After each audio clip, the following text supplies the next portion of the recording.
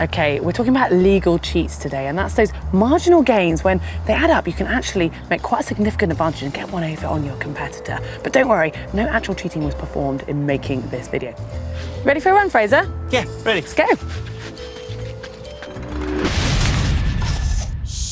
Drafting in the swim and the run are legal. Yes, you heard me right, I did say running, and I know we've covered quite a lot of drafting the swim on GTN, but there is actually an advantage to be had when it comes to the run as well. Yeah, you can get an advantage, especially when there's a headwind, of just tucking in behind someone. It's pretty useful. But also, it's really windy here, Heather, isn't it? Yeah, carry on, Fraser, you're doing a great job there.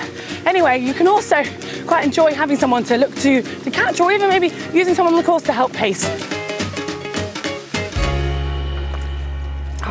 What's up?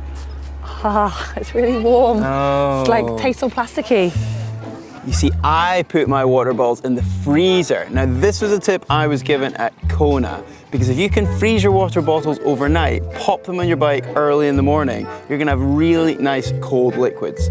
I was worried that I would be drinking frozen liquid, but don't worry, they will melt if it's a really hot race.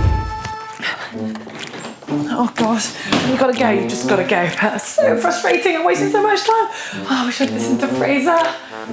See, I've had my Imodium, so my stomach's fine. Oh. On a serious note though, race day nerves can play havoc with your tummy, and you don't want to be wasting loads of time spent on those portaloos. No, you certainly don't. And a tip I was given many years ago was to dose up on Imodium pre-race to combat any diarrhea. Now then, this is one that is tried and tested for most of us. Caffeine is well proven to make us feel more alert in the morning, but more importantly, it can help by altering our perception of pain by affecting our neuroreceptors. And that effect can help us push harder and faster for longer. Some athletes even decide to abstain from caffeine for quite a while to give themselves an even bigger hit on race morning. But there is a slight caveat that has to come with this, because caffeine does help encourage us to go to the loo, so just be careful to make sure you know how much you're going to take. Hey Fraser. Morning, Heather. You alright, you all set up? Yeah, I am, but what on earth are you doing, Heather? That's supposed to go on your head like this. I've got a spare one. I mean, I'm not going to lose my bike in transition, am I? You can see that pretty well. That's a tip that I actually got recently, just popping a brightly coloured swim cap. But if you don't want to be fussing with that on your saddle, equally you could use a brightly coloured towel to put by your bike, so you can find it really easily when you get into T1. But do check the rules, as sometimes the transition area do have to be completely clear.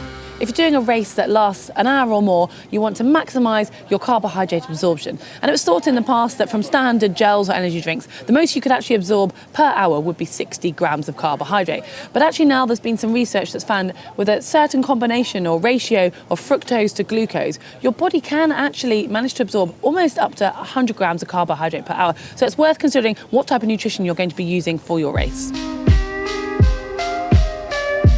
Right, if you are lucky enough to have a coach or friends or family out on the course, you want to use them wisely and get them to be at a strategic place so you can really make the most of having those splits. Come on, Fraser, you're 2 minutes up. Great running, you got this. And then also for that bit of moral support, so maybe it's a point in the course that's a little bit tough or just near the end, and it can make the difference if you running or walking or maybe first or second place. I know all of these legal cheats are pretty small, and you might already be doing a few, but if you add them all together, you'll be amazed at how quickly you'll be racing to a PB without even realising. Absolutely. So hopefully you found our legal cheats interesting enough to hit that thumb up like button. Don't forget to click on the globe, subscribe, and get all the other videos on our channel. And if you want to see a video that I did about how to T2 faster, you can find that here. And whilst we're being lazy with our tips here, and you want to know how to run faster without training any harder, we've made a video on that just here.